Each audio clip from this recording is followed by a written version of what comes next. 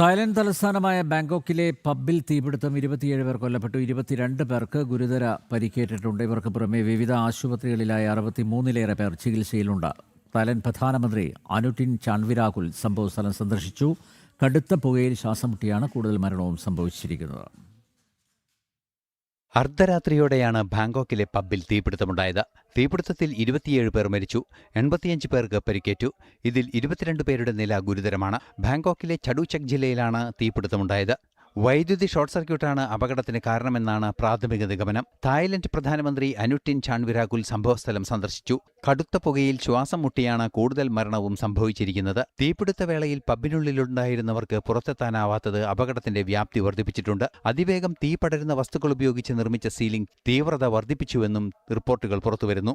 മരിച്ചവരിൽ 18 പേർ സ്ത്രീകളാണ്. ബാർ പ്രവർത്തിച്ചിരുന്ന കെട്ടിടം അധികൃതർ സീൽ ചെയ്തു. ഇന്റർനാഷണൽ ഡെസ്ക്, ജനം.